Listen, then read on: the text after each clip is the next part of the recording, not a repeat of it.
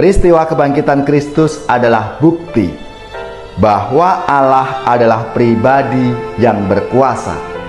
Hanya Allah yang sanggup menghadirkan peristiwa kebangkitan itu di dalam pengalaman manusiawi.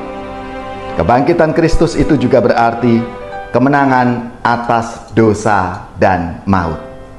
Lalu yang kedua, penampakan Tuhan kita Yesus Kristus adalah dasar pertumbuhan iman. Tujuan utama penampakan Kristus itu tidak berakhir pada upaya untuk menghadirkan perasaan takjub, heran terhadap peristiwa yang... Saudari-saudaraku yang terkasih, berjumpa kembali bersama saya Inspirasiku di Antara.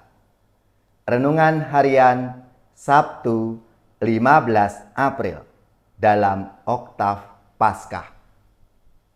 Semoga kita semua bersama keluarga, komunitas kita selalu dalam keadaan baik, tetap sehat dan bersemangat. Marilah kita mengawali renungan kita hari ini dengan tanda kemenangan Kristus. Dalam nama Bapa dan Putra dan Roh Kudus. Amin. Allah Bapa sumber kehidupan, kami bersyukur atas Kristus yang bangkit dan menjadi teladan ketaatan kepada kehendak-Mu. Bukakanlah bagi kami pintu rahmat kebijaksanaan untuk mewartakan sukacita Injil ke seluruh dunia.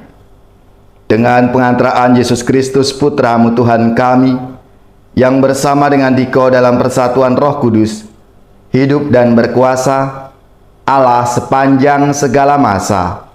Amin. Dalam nama Bapa dan Putra dan Roh Kudus. Amin.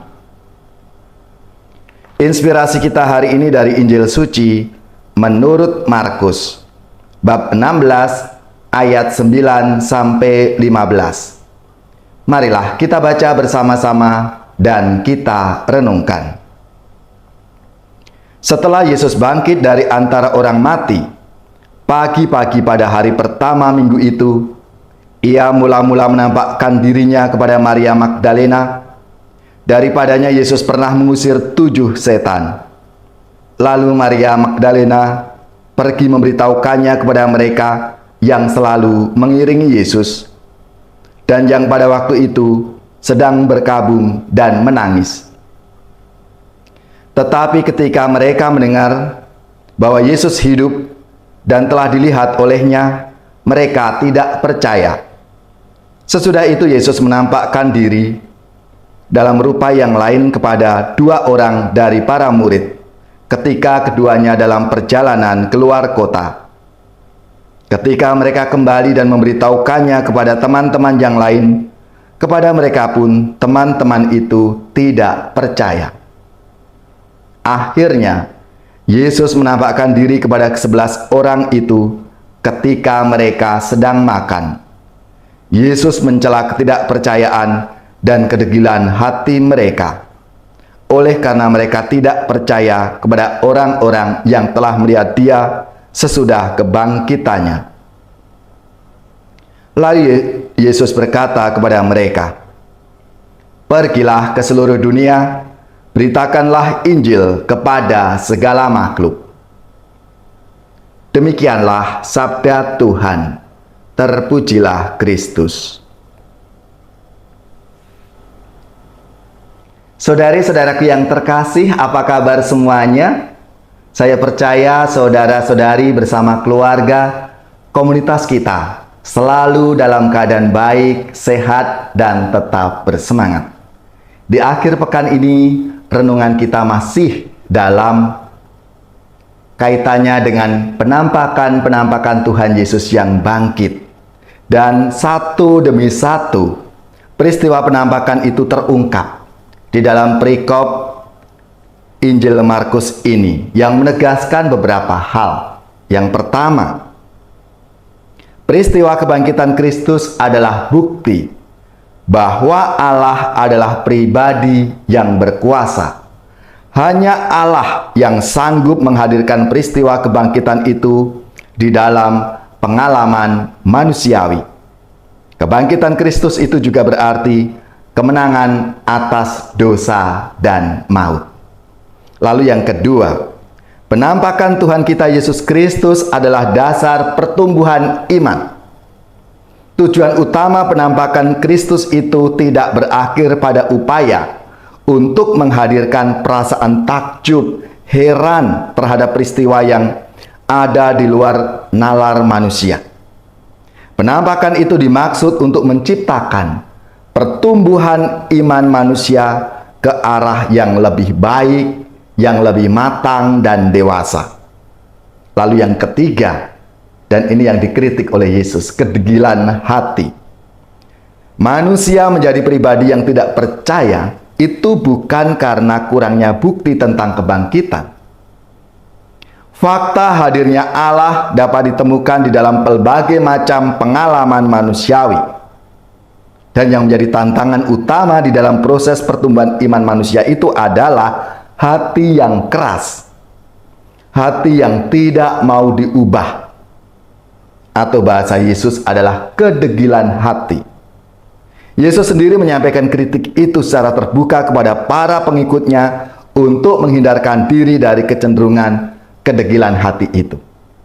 Maka saudara-saudariku yang terkasih, melalui pengalaman peristiwa-peristiwa penampakan Yesus yang bangkit ini, mau mengajak kita untuk hari demi hari kita membuka diri akan rahmat dan bimbingan Tuhan dalam setiap peristiwa-peristiwa hidup kita itu.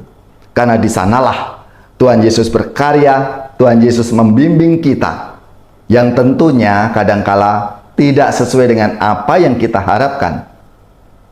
Namun, paling tidak lewat penampakan-penampakan Tuhan Yesus yang bangkit itu, mau mengajak kita untuk semakin berkembang iman kita, semakin dewasa iman kita, sehingga kita semakin mengasihi Allah kita. Dan seterusnya kita akan menjadi pribadi yang peduli terhadap sesama kita, lebih-lebih mereka yang membutuhkan.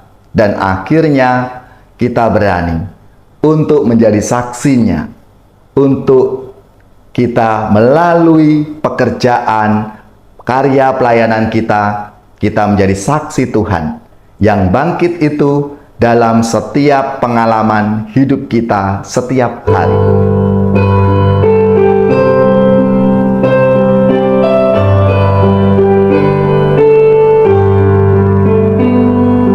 Hei makhluk semua, pujilah Tuhan kita. Haleluya, haleluya, haleluya. Pujilah keagungannya. Haleluya, haleluya, haleluya, haleluya, haleluya. Bergaung di seluruh dunia, soraklah. Haleluya, haleluya, haleluya, haleluya, haleluya. Nyanyikan bersama dengan iringan suling. Haleluya, haleluya, haleluya.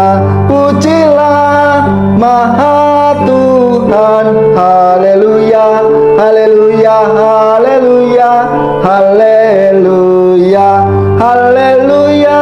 Bergaunan merdu suaranya, soraklah. Haleluya, haleluya, haleluya, haleluya, haleluya. Saudari-saudaraku yang terkasih, marilah kita siapkan hati kita untuk menerima berkat Tuhan. Semoga saudara-saudari sekalian, keluarga-keluarga, komunitas kita, orang-orang yang kita doakan, mereka yang sakit, yang menderita, seluruh tugas, belajar, pekerjaan, usaha, serta karya pelayanan kita dibimbing, dilindungi, dan diberkati oleh Allah yang Maha Kuasa, Bapa dan Putra dan Roh Kudus. Amin.